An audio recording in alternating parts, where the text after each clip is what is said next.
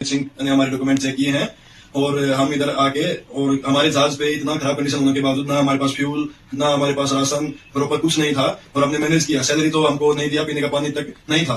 तो ओनर कोई रिस्पॉन्सिबल नहीं ले रहा। हमने 14 जून को पहले कंप्लेन मीटिंग्स में की, उसके बाद हमने डीजीपी एमएमडी हमने हर जगह हमने कंप्लेन की, लेकिन उसका कोई एक्शन नहीं हुआ। इसके बाद 18 तारीख को हमारे ऑन बोर्ड पीएससी आती है और वो थोड़ा तो फ्यूल व्यूल नहीं है और हमको ऑन डोमेस्टिक सेंटर से हम खाना बनाते थे। हमारे पास अभी भी सिर्फ 3-4 डोमेस्टिक सेंटर है। वो कितना वायलेंस है इस कंडीशन में, इतना बेकार जहाज पे हमने काम किया, लेकिन डीजी स्विंग सिर्फ हमको ही मुद्दा बना रही है। हक तुम्हारे डॉक्यूमेंट फ्रॉड है। हमारे डॉक्यूमेंट अभी तक ओरिजिनल है और साइट पे हैं, आप लोग चेक कर सकते हैं, डीजी स्विंग चेक कर सकते हैं, एमएमडी चेक कर सकती है। हमारा किसी प्रकार का कोई फ्रॉड नहीं है। ओनर ने फ्रॉड किया, हमको सैलरी नहीं दिया, सब तक इतना परेशानी हुआ है हमको अभी तक, जिसकी हम आपको बता नहीं पा रहे हैं कितने हालात से हम निकले हैं। अभी तक मेरा 3 स्टाफ मेंबर जहाज पे ही है।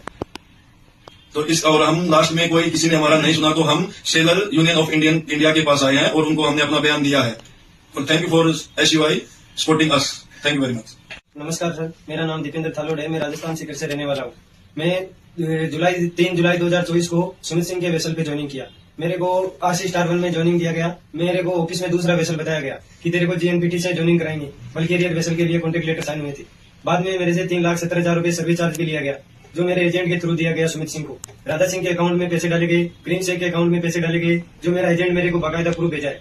और ना टाइम पे खाना है ना टाइम पे पीना है शिप के अंदर। तभी से कभी लाइट मोबाइल चार्जिंग के लिए जटी पे वेसल खड़ा था कम से कम अप्रैल तक। जब मैं ज्वाइनिंग हुआ 3 जुलाई 2024 से अप्रैल तक जटी पे बेलापुर जटी पे वेसल खड़ा था। तब तक लाइट की सुविधा ना मोबाइल चार्ज की सुविधा। जटी पे मोबाइल चार्ज करते थे हम लोग और पूरा डेक पे सोते थे। डेक पे सोने के लिए और मच्छरों की वजह से बहुत मच्छर काटते थे। पर सुमित सर को रोज बोलते थे सर सैलरी दे दो। मेरे घर पे कोई मेरी मम्मी के ना मेरा पापा है, सिर्फ मेरी मम्मी को देखने वाला मैं एक आदमी है। बहुत रिक्वेस्ट किया फिर भी सुमित सर मेरी कभी भी नहीं सुने। बहुत मैं हर बार बोलता रहा सर सैलरी दे दो ये वो, पर सर कभी भी नहीं सुनी। ना टाइम पे खाना देते थे ना, और फ्रेश वाटर के लिए भी हम बहुत चिल्ला चिल्ला के रोज बोलते थे, तब जाके फ्रेश वाटर बेचते थे।